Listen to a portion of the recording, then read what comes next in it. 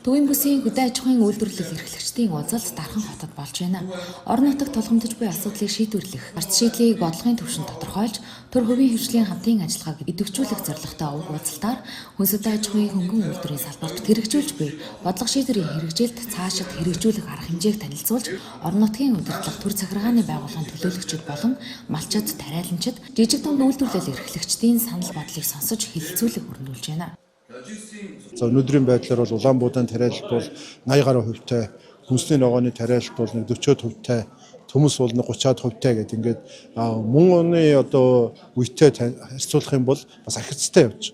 Монголын газар тариалангийн салбараа Монголын төр бүх талаараа дэмжиж байна. Нөгөө талдаа газар тариалангийн салбарынхныг хөрсөн хамгаалах асуудал дээр бас онцгой анхаарах ийм одоо чиглэлийг өгж байгаа. 130 тэрбум төгрөгийн зээлийн одоо олголтын явцыг нь хурцсгаад дээрээс нь 70 тэрбум төгрөг нэмээд 200 тэрбумын их усвруудыг арилжааны банкуд дээр бий болгосон.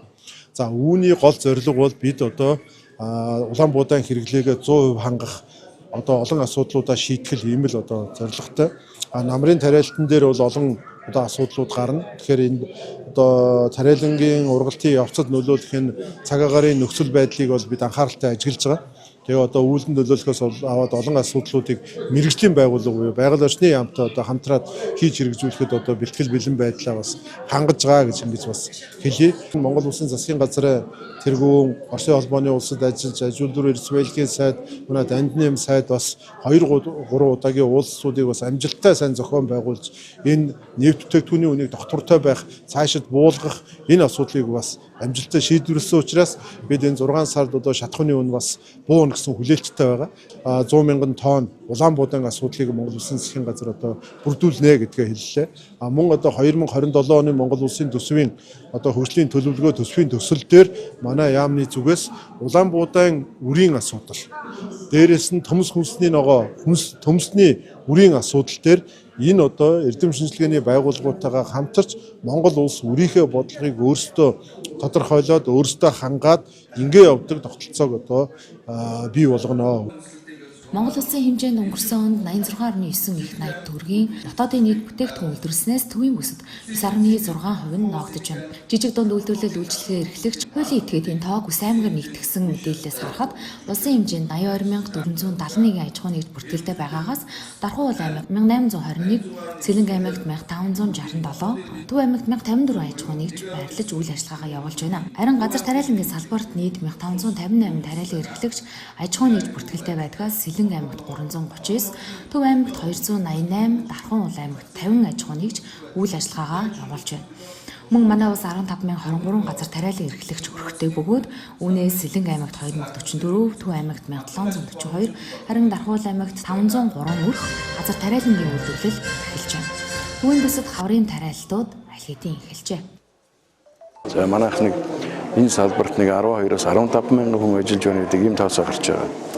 Зөвхөн жижиг дунд үйлдвэрийн сангаас олох зээл ихтэл өнгөрсөн жил 15.8 төгрөгийн зээл олгоцсон шүү дээ. Бусад аймагт бол нэг 1 тэрбум 2 тэрбум л олгоцсон тийм ээ. 66 аж ахуйн нэгж яг одоогийн байдлаар 4 тэрбум төгрөгийн зээл авчаад байна.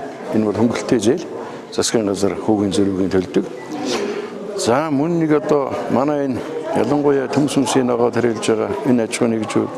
За босод энэ Улаанбуудаа өр тариалдаг аж ахуйн нэгжүүд 25 тонн дизель түвшний одоо хөнгөлөлт авсан. Энэ нь бол хуучин үнээр буюу литр тутам 3400 төгрөг оногдсон гэсэн үг тийм ээ. За дээр нь одоо хүнсний хөөцөллийн хүрээнд. За шинэ харшааны хүрээнд. За мөн одоо энэ алтар дөрвөгээд аян явж байгаа тийм ээ. Энэ хүрээнд бол одоо олон төрлийн зээл хөнгөлөлттэй ингээд авч байна. Манайх энэ жил нэг 12 сарын 3,000 тариалт хийн. Яг өнөөдрийн байдлаар 65% явж байна. Үртрээ бол энэ 80% өгч байна. За мэдээ тижээлийн ургамал бол арай болоогүй байна. Тариалах. Төмс хүнсний ногоо нэг 45% явж байна. Нийтдээ 2600 орчим гаад төмс хүнсний ногоо тариална. За нэг 17 орчим мянган гаад үр тариа, тижээлийн ургамал, тосны ургамал тариална. Тэгээ нийтдээ базаад үзэх юм бол манайх одоо нэг энэ жил тариалтны 60% явж байна. Төлөвлөсөн хугацаанд 6 сарын 10 дахид манайх бол тариалттай бүх юм дуусч байна. За манай аймгийн хувьд бол энэ жил нэг 151 мянган гаад тариалт байна. За энэ хаврыг бол бас өнтөө сайхан давлаа. Өнөөдрийн байдлаар нь 33.7% тариалт явж байгаа. За ер нь бол энэ жил Улаанбуудаа малын тэжээл бол нэлээд төлгөө тарихын юм төлөвлөгөөтэй байгаа. За Улаанбаатар хотыг бол төмс өмсөн ногоогоор хангадаг гол аймаг. За өнөөдрийн зөвлөгөөнд бол газар тариалан мал аж ахуйн бодлогын хүрээнд 27 сумын засаг дарга, багийн дарга нар за нийтдээ Төв аймгийн төлөөлөөс 200 орчим хүн оролцож байгаа. За өнөөдөр ингээд төвийн бүсийн зөвлөгөөн дээр бол гол асуудлыг өгөхээр нөгөө зээл жижиг дунд эрхэлж байгаа аж ахуйн нэгжүүдийн зээлийн хүрэлцээ хангамж их багтай.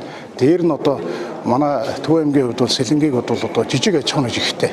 Ялангуяа иргэд аж ахуйн нэгж нь 3000 гаруй байдаг. Тэгээд нөгөө банкны зээлийн хөвлөлт нэлээд хүнд байдаг. Тэгээд энийг бол бас салбарын сайдтай нэлээд уламжилж бас аж ахуйн нэгжүүдийн тэр 0.5-аас одоо 5 гаатай аж ахуйн нэгжүүдэд энэ зээлийн хүрэлцээ хангамж хүрэх талаас нь нэлээд одоо хүсэлтүүдэд хүргэсэн байгаа. Уулзалтад Сэлэнг, Төв, Дархуул аймгийн 500 гаруй хөдөө аж ахуйн үйлдвэрлэл эрхлэгчид оролцож байна. Уулзалт үдээс хойш мал аж ахуй, газар тариалан, мал эмнэлэг, жижиг дунд үйлдвэрлэл эрхлэгчид гэсэн салбарын хэлэлцүүлэг санал асуулгаар үргэлжилнэ.